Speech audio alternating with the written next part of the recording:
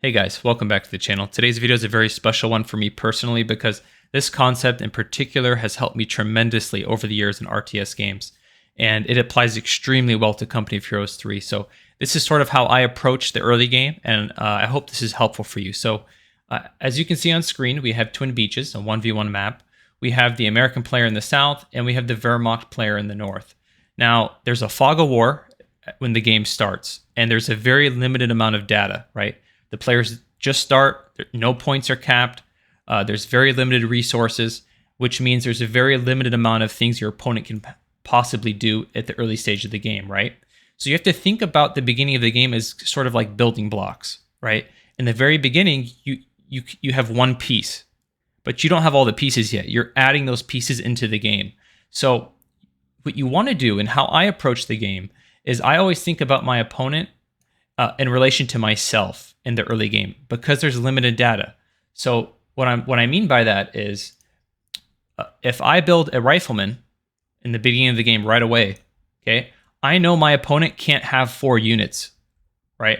I know he probably has, based on my timing, I've built 1 rifleman. That's all I could possibly have done in the first couple minute in the game. I know my opponent probably only has 1 grenadier, right? And I know I have my scout squad I started with, and I know he has his pioneers, right? Now, let's say the game has progressed a couple more minutes. Now, let's say you have 3 riflemen, right? In these different directions. You have 4 total units. Well, you know your opponent most likely doesn't have just 2 units. Based on what you have, what you've been able to build in the very beginning of the game with very limited resources, very limited amount of points capped, right? Very limited amount of abilities, you know your opponent probably has 4 units as well.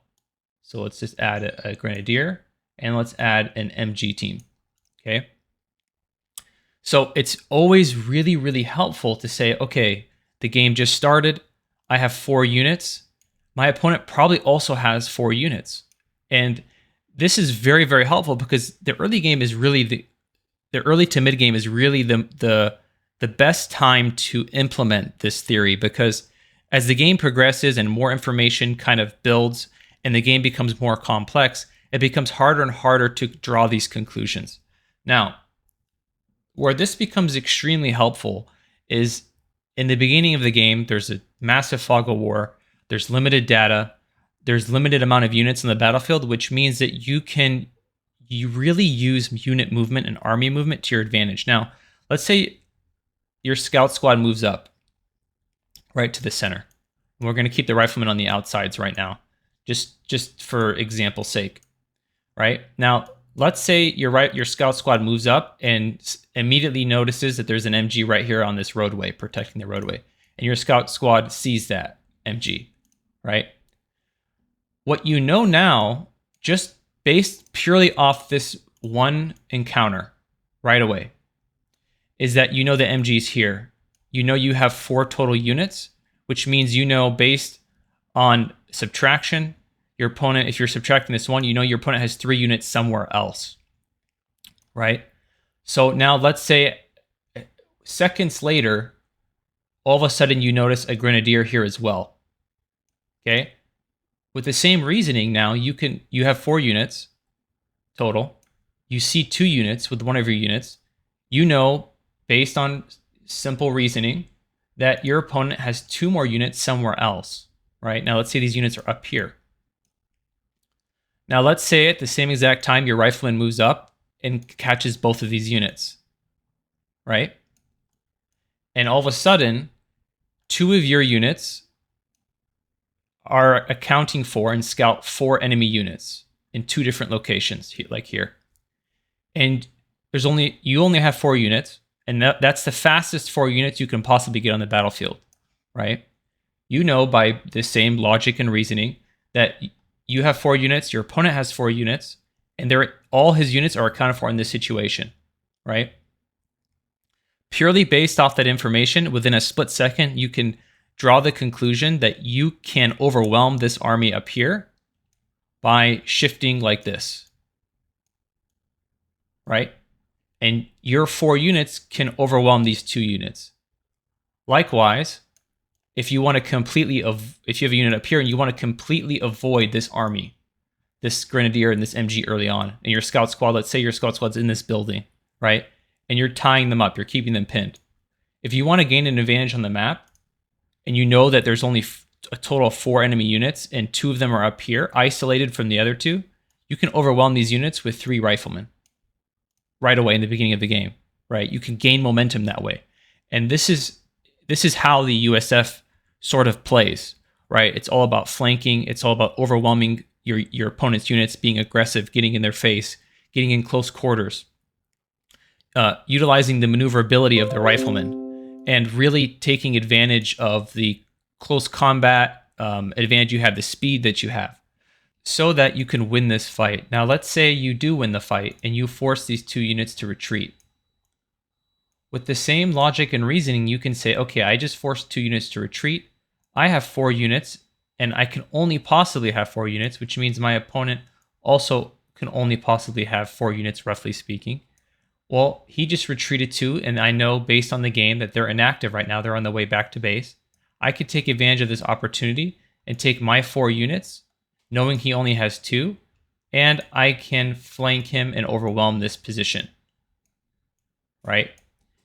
Now you force these 2 units to retreat, and you were able to defeat this MG position, which in the beginning of the game would have been very difficult to take head on.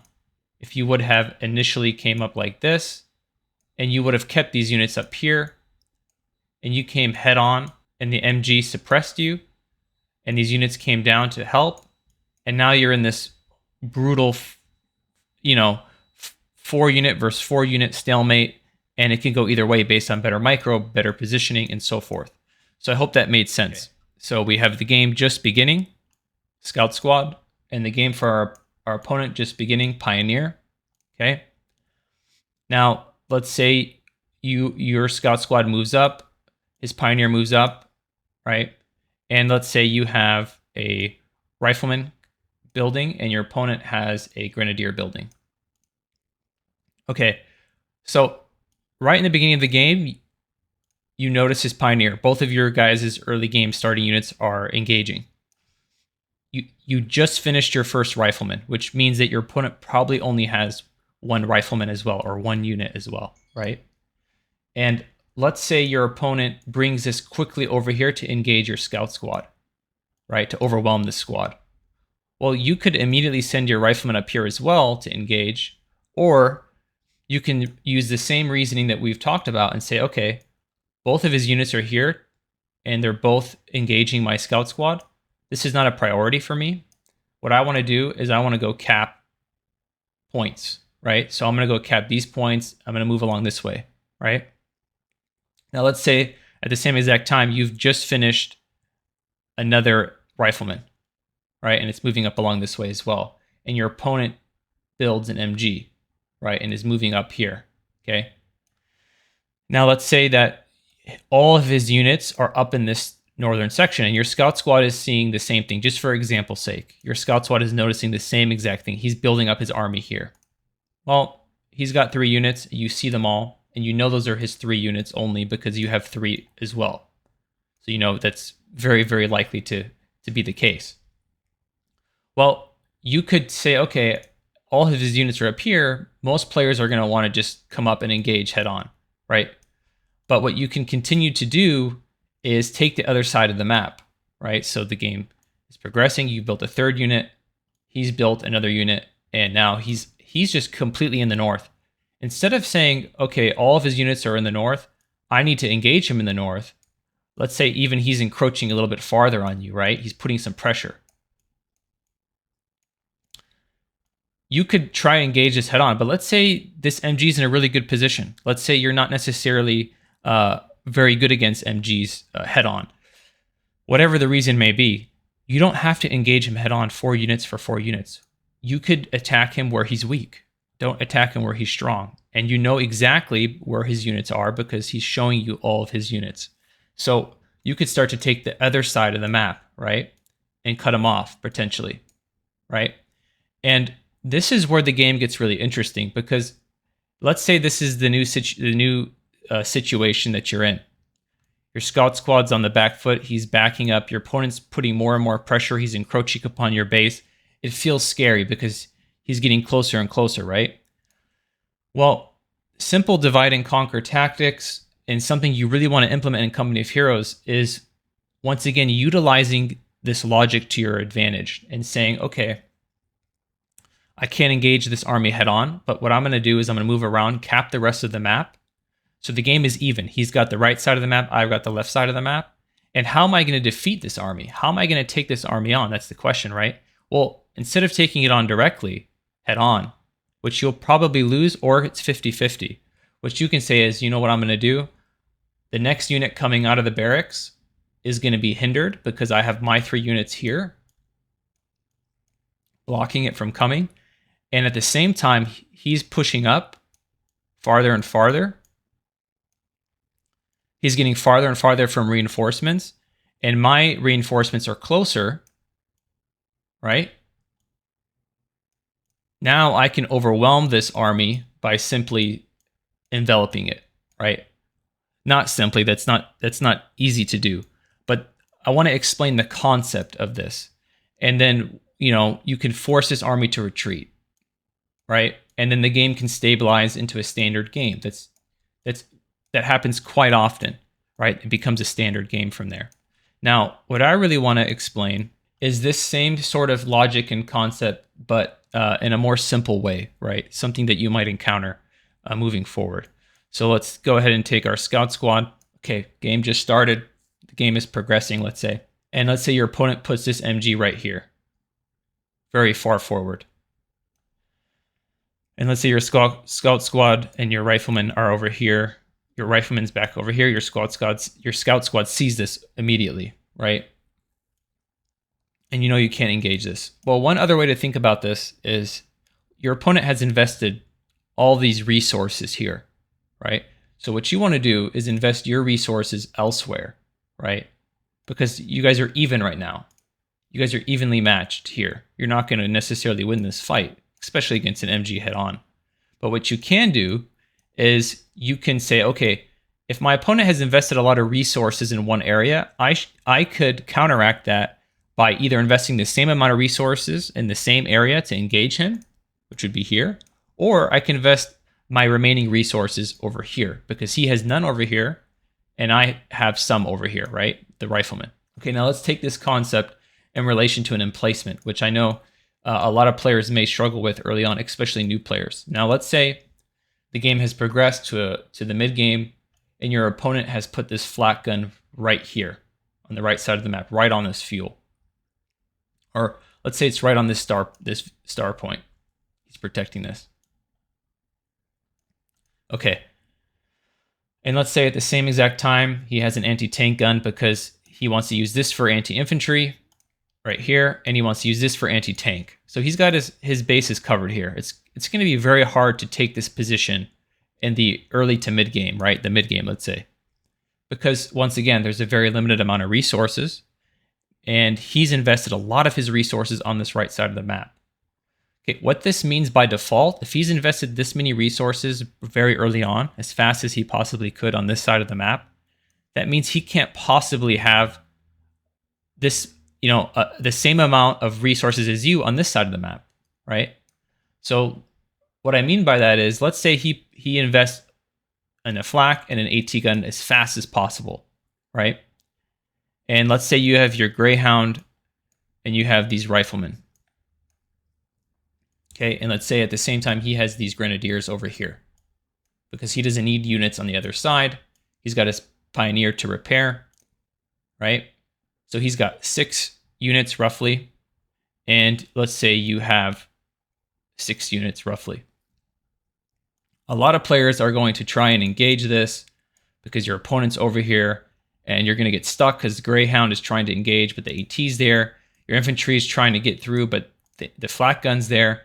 And this becomes very difficult because now you're investing all these resources in the top right up here, and your opponent is gaining the advantage of the value here, digging in, and then also taking the other side of the map. Now, what you can do by the same reasoning we've been using in this video is say, okay, my scout squad moves up and sees my opponent very early on investing in this. I see 3 units up here. I have 6 units. I know my opponent has roughly 6 units as well at this time in the game. Instead of investing and trying to take out this northern position, what I can do is I can say I'm going to take all my resources, right? I'm going to avoid his strength where he's really strong because I know he invested all his resources in this static defense up here. And I'm going to attack him on this side because I know he's weak. How do I know he's weak? Well, I can only have 6 units. So I know he only has 6 units as well. He put 3 of them in the top, and they're very stationary and static and idle, including this emplacement, which means he only has 3 units somewhere else. And by that reasoning, you can overwhelm this army on this side, and you can avoid your opponent's strength, isolate his weaker force, and take it out, right? And by that, usually that means he's going to do a retreat back to base. And that means you might not be able to take the flak gun out right now, but you've acquired more resources all along this side of the map. You've cut him off, potentially. You're taking all these resources, plus these resources over here, which means you can accumulate resources faster to get the tools you need, such as a tank or anti-tank gun, to take this out later, right? It's not a priority. And I like this a lot more versus saying what a lot of players might do if they're building riflemen in the early game and they encounter this flak gun. They might say, okay, I'm going to build a motor. Okay, I'm going to keep my riflemen on these flanks. I'm going to get a Greyhound out eventually. And I'm going to use this motor and I'm going to try to motor this flak emplacement out. And you're sitting here idly trying to deal with this, but he's got repairs. He's bringing up riflemen. You're bringing up more riflemen. And now it's this weird stalemate match and you don't know who's ahead. He's solidified this position and potentially taking more points of the map. And now you're stuck, right? What I like a lot more than investing in a motor right away and trying to hard counter, right? This is more of what's called a hard counter, although it's not a perfect hard counter. This is a direct counter, the motor, to an emplacement, naturally speaking. That just makes sense, right? But it doesn't mean it's the best counter for the situation at all times. As the game progresses and your opponent gets a lot more units, let's say he gets his own sniper and then he gets his own motor team. Well, at that point, things become a little bit different, right? Because now, as your opponent is getting more tools and resources, the game becomes more complicated. But for the early game, the theory stands very strong that you want to always think about your opponent's resources and items and units in relation to yours, which you have, what's possible. So I hope, guys, that this video made sense. I know it's a lot of information, a lot of moving parts, but this concept is extremely helpful, especially in the early game when there's a fog of war, there's very limited data, and you can use that data based on your own experience, based on your own development in the game, to properly anticipate your opponent. And if you guys enjoyed this, if this was helpful for you, go ahead and smash the like button, subscribe, leave a comment. It goes a long way in supporting the channel. And I'll see you guys on the next one.